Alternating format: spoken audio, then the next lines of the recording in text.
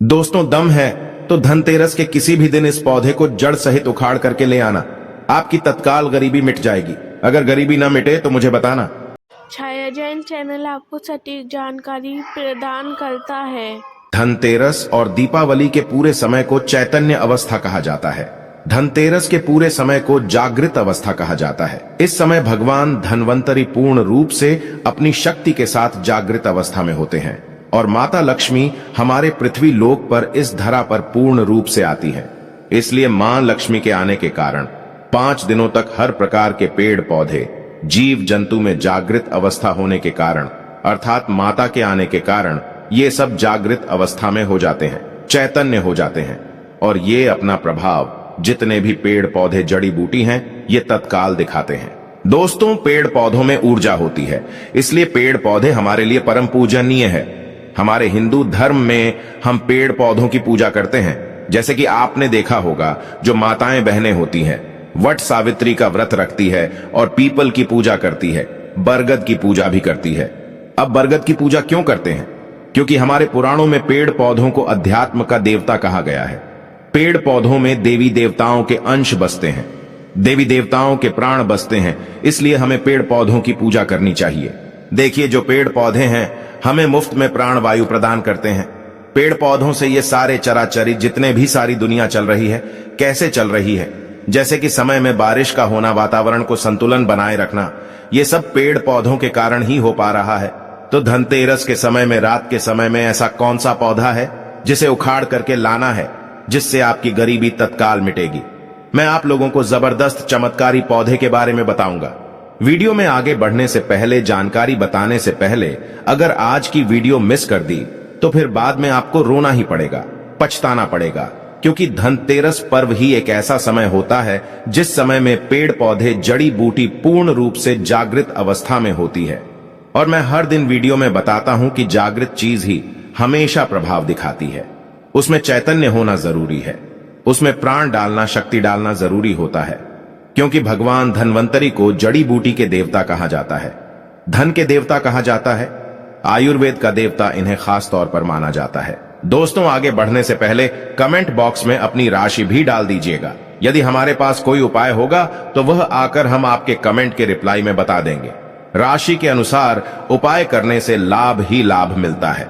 दोस्तों, धनतेरस के समय में कोई भी पौधे को लाते हैं तो आपको मंत्र जाप करने की जरूरत नहीं पड़ती, उसे सिद्ध करने की जरूरत नहीं पड़ती। वो पेड़ पौधे स्वयं धनतेरस के समय में भगवान धन्वंतरी के होने के कारण, दीपावली का पर्व होने के कारण स्वयं सिद्ध हो जाते हैं। बस धनतेरस के समय में इन पेड़ पौधों को आपको अपने घर में लाना चाहिए। तो कौन से ऐसे पौधे हैं जिस पौधे को घर में लाने से व्यक्ति की गरीबी मिटती है, दुर्भाग्य दूर होता है? इस वीडियो में मैं आप लोगों को सारी जानकारी विस्तार से बताऊंगा। अगर आप भी माता लक्ष्मी के सच्चे भक्त हैं तो वीडियो को लाइक कर चैनल को सब्सक्राइब जरूर करना। कमेंट बॉक्स में जय माता दी जरूर लिखना। आइए इस वीडियो में जानते हैं कौन से पौधे को हमें धनतेरस के समय में लाना चाहिए। प्रथम पौधा है सहदेवी। अभी मैं आप लोगों को सहदेवी की जानकारी बता रहा हूं, ध्यान से सुनना। देखिए, सहदेवी जो है, अगर आपको किसी भी प्रकार की, जैसे कि दैहिक, दैविक और शारीरिक किसी भी प्रकार का कष्ट है, आप चाहते हैं इसे तत्काल दूर करना, तो रामबाण से भी अमोघ ये तीव्र रूप से काम करता है।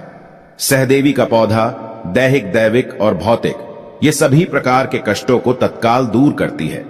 तंत्र शक्ति एवं, ध्यान से सुनना, तंत्र शक्ति एवं भौतिक सुखों को प्रदान करने के कारण इस पौधे का नाम देवी पद से प्राप्त मिला है। इसे सहदेवी कहा जाता है। ये सभी वनस्पतियों की देवी है, मां है, इसलिए इस पौधे को सहदेवी कहा जाता है। अगर आपको समझ में नहीं आ रहा है सहदेवी का पौधा कैसा होता है, तो इस प्रकार से हमारी वीडियो में देख लीजिए।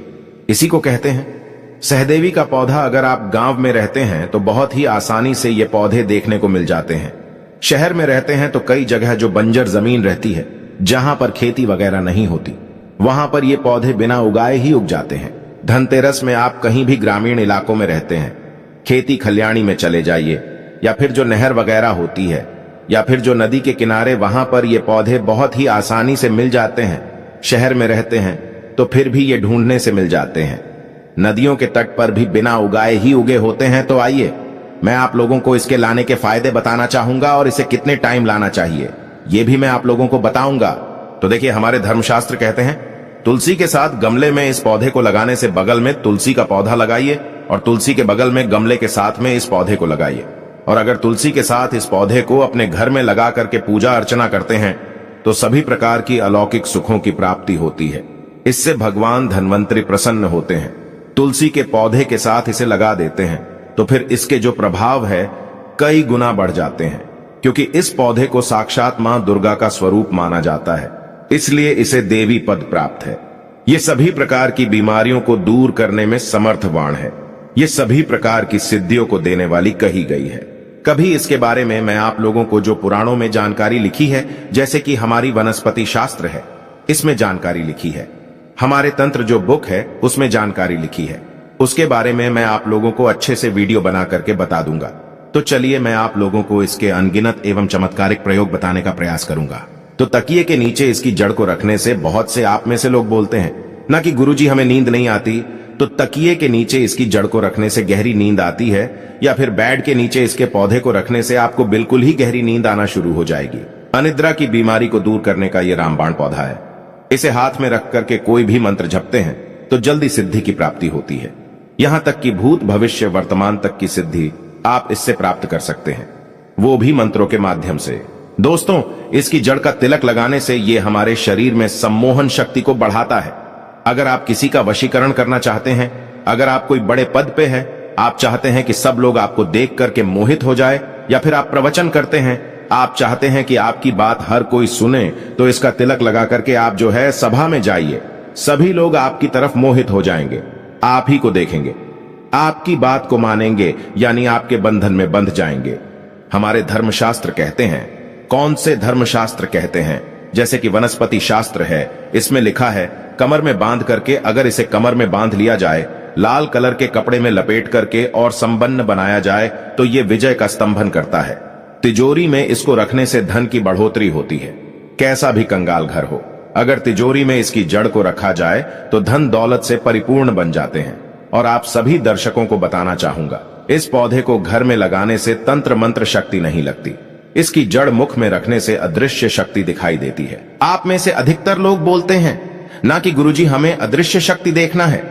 हमें अदृश्य शक्ति किस प्रकार से दिखाई देगी? अदृश्य शक्ति में जैसे कि अलौकिक शक्ति में देवी देवता, भूत प्रेत पिशाच निशाचर कई, ये जो शक्तियां हैं जो हम अपने नग्न आंखों से नहीं देख सकते, ये शक्तियां दिखाई देने लगती हैं। तो अगर आप अलौकिक शक्ति के दर्शन करना चाहते हैं, जैसे कि देवी है, देवता है, गांव में रहते हैं, तो जो ग्रामीण के देवी देवता हैं, शहर में रहते हैं, तो वहां पर उपस्थित जो भी भैरव है, देवी देवता है, तो उनके दर्शन प्राप्त करना चाहते हैं तो इसकी जड़ को मुख में रखने से अदृश्य शक्ति दिखाई देने लगती है। और मैं एक मंत्र बताऊंगा, उस मंत्र को कल की वीडियो में बताऊंगा। उस मंत्र से एक मंत्र आपको जाप करना होता है, इसकी जड़ को मुख में रखना होता है, तो अदृश्य शक्ति प्रकट होती है। और जो भी आप बोलेंगे वो अदृश्य शक्ति आपको सामग्री ला करके देती है। दोस्तों, इसकी जो जड़ है, इसका जो पौधा है, रात 12 बजे के बाद धनतेरस के किसी भी टाइम में आप ला सकते हैं, क्योंकि ये धनतेरस और दीपावली के टाइम में रात्रिकालीन का ही सबसे ज्यादा महत्व होता है। 12 बजे के बाद में लाते हैं तो भगवान धन्वंतरी की जो संपूर्ण शक्ति है रात्रि के समय में जागृत अवस्था में पूर्ण रूप से होती है। तो 12 बजे के बाद धनतेरस के किसी भी दिन में इस पौधे को जड़ सहित आपको उखाड़ करके ले आना है और ला करके आपको अपने घर में इसे गमले में लगा देना है। बिल्कुल ही आपको नंगे पैर जाना है। किसी भी प्रकार की आपको जो है खड़ाऊ वगैरह है, या फिर चप्पल वगैरह है, या फिर जूते वगैरह है, ये पहन करके नहीं जाना है। दोस्तों, अब बात करते हैं दूसरे पौधे के बारे में। ध्यान से सुनना, जो दूसरा पौधा है इसे विष्णु कांता के नाम से जाना जाता है। कई लोग इसे अपराजिता बोलते हैं। ब्रह्मदेव ने सृष्टि के निर्माण के समय सर्वप्रथम इस पौधे को उत्पन्न किया था, इस पौधे की रचना की थी, एवं भगवान श्री हरि विष्णु जी ने इस पर वास किया था। इसलिए इस पौधे को एक प्रकार की कांति की प्राप्ति हुई है, एक प्रकार की ऊर्जा की प्राप्ति हुई है। इसलिए ज्ञानी लोग इस पौधे को विष्णु कांता के नाम से जानने लगे हैं। दोस्तों, इसे अपराजिता के नाम से क्यों बोलते हैं? क्योंकि इसके गुण ही है, ये आपके शत्रु से हमेशा आपको अपराजित रखता है, कभी भी आपको ये पराजय नहीं होने देता। इसको घर में लाने से कौन कौन सी अलौकिक एवं चमत्कारिक शक्तियों की प्राप्ति होती है, आइए जानते हैं। देखिए, इसे मुख में दबा करके अगर आप अपने शत्रु से लड़ने के लिए जाते हैं, अगर सैन्य वर्ग के हैं, जैसे कि सेना वर्ग के हैं, और आप शत्रु से लड़ने के लिए जाते हैं तो यह शत्रु को पराजित करता है। या फिर आपको कोई शत्रु अनावश्यक तंत्र बाधा करते हैं, परेशान करते हैं, तो उसकी जड़ को भी मुख में दबा करके रखने से आपके शत्रु पराजित हो जाते हैं। उनकी विद्या उन्हीं पर वापस हो जाती है। इसे सिद्ध करके हाथ में बांध करके युद्ध किया जाए, और अगर कोई व्यक्ति आपको तलवार से मारता है तब भी तलवार का कोई असर आप पर नहीं पड़ेगा, लेकिन एक मंत्र होता है, उसे आपको सिद्ध करना होता है। ये पौधा लक्ष्मी को प्रिय होने के कारण अगर आप ये पौधा धनतेरस के समय में घर में लगा करके रखते हैं तो सुख संपत्ति एवं नाना प्रकार के भोग की प्राप्ति होती है। पेड़ पौधों को आप साधारण मत समझना। ये जो पौधा है विष्णुकांता, जिसे हम अपराजिता बोलते हैं, ये साक्षात मां लक्ष्मी का स्वरूप है। इसमें स्वयं लक्ष्मी जी बसती हैं। धनतेरस में इस पौधे को घर में लगाने से जैसे जैसे इस पौधे में वृद्धि होती है, जैसे जैसे इस पौधे का आकार बढ़ता है, जैसे जैसे इस पौधे में फूल फल आते हैं, वैसे वैसे व्यक्ति के घर में धन धान्य की प्राप्ति होती है, व्यक्ति के घर में धन दौलत की बढ़ोतरी होती है। दोस्तों, इस पौधे के पुष्प धनतेरस के दिन ध्यान से सुनिएगा। इस पौधे के पुष्प धनतेरस के दिन भगवान धन्वंतरी को चढ़ाने से सभी प्रकार की सिद्धि एवं भोगों की प्राप्ति होती है। अगर आप चाहते हैं आपको सभी प्रकार के भोगों की प्राप्ति हो जाए, सभी प्रकार की सिद्धियों की प्राप्ति हो जाए, तो धनतेरस के दिन इस पौधे के सफेद कलर के पुष्प भगवान धन्वंतरी को चढ़ा देना। हम 101% गारंटी आपको देते हैं। इसके पुष्प चढ़ाने के बाद भगवान धन्वंतरी आपसे प्रसन्न हो जाएगी और आपको सभी प्रकार के अलौकिक सुख प्रदान करेंगे, सभी प्रकार के आपके मनोरथ को पूर्ण करेंगे, सभी प्रकार की आपकी जो कामना है उस कामना को सिद्ध करेंगे। ये पौधा धनतेरस में सूर्य उदय से पहले लाना होता है। इस पौधे को धनतेरस के समय में सूर्य उदय से पहले लाने का विधान है। तो दोनों पौधे लाने से पहले हमने आज की इस वीडियो में 2 पौधे बताए हैं, चमत्कारी पौधे। ये दोनों पौधे धनतेरस के समय में आप किसी भी दिन ला सकते हैं। तो ये दोनों पौधे लाने से पहले उन्हें अक्षत धूप दिखाकर कि आपको इसे अपने साथ चलने की प्रार्थना करनी है। इन्हें निमंत्रण देने की कोई जरूरत नहीं है। धनतेरस के समय में आप किसी भी टाइम में ला सकते हैं। बस आपको निमंत्रण इस प्रकार से देना है, आपको धूप रख लेना है, अक्षत रख लेना है, और आपको प्रार्थना करना है कि हे औषधि महाराज, मैं आपको इस कार्य हेतु ले जाने आया हूं, या फिर आप हे देवी माता, मैं आपको इस कार्य के लिए लेने आया हूं। इस प्रकार से आपको प्रार्थना बोलनी है। गरीबी मिटानी है तो गरीबी बोल सकते हैं। दोस्तों, आप चाहते हैं कि आपके घर में सुख संपत्ति धन वैभव की प्राप्ति हो, तो इस पौधे को बोल सकते हैं कि हे वृक्ष, या फिर हे औषधि महाराज, हे धन्वंतरी भगवान, या फिर हे माता, मैं आपको अपने घर में अलौकिक सुखों की प्राप्ति हेतु ले जाने आया हूं। कृपया पूर्ण शक्ति के साथ आप मेरे साथ चले। इस प्रकार से प्रार्थना करते हुए आपको अक्षत चढ़ा देना है और वहां पर थोड़ी सी धूप दीप दिखा देना है। वहां पर एक दीपक जला देना है और प्रार्थना करते हुए जड़ सहित इस पौधे को उखाड़ करके ले आना और ला करके आपको दूसरे दिन अपने घर में गमले में इसे लगा लेना है। आप यकीन माने, ये पौधे जब तक आपके घर में लगे रहेंगे, आपके घर के वातावरण को शुद्ध रखेंगे। आपके घर में किसी भी प्रकार की तंत्र बाधा नहीं लगेगी। आपके घर में कुलक्ष्मी कभी नहीं आएंगी। आपके घर में दुख तकलीफ एवं बार बार जो बीमारी होती है, घर परिवार के लोगों को जैसे वास्तु दोष लग जाता है या फिर किसी भी प्रकार का दोष लग जाते हैं, शनि दोष, राहु दोष, काल सर्प दोष आदि, तो बहुत सारी बीमारी सभी प्रकार के दोषों से आपको बचाए रखने का काम करेंगे। आपकी आध्यात्मिक उन्नति होगी, आपकी प्रगति होगी। तो अगर आप भी अपने दुर्भाग्य को सौभाग्य में बदलना चाहते हैं तो धनतेरस के किसी भी दिन इन दोनों पौधों में से कोई एक पौधा अवश्य ले आइएगा।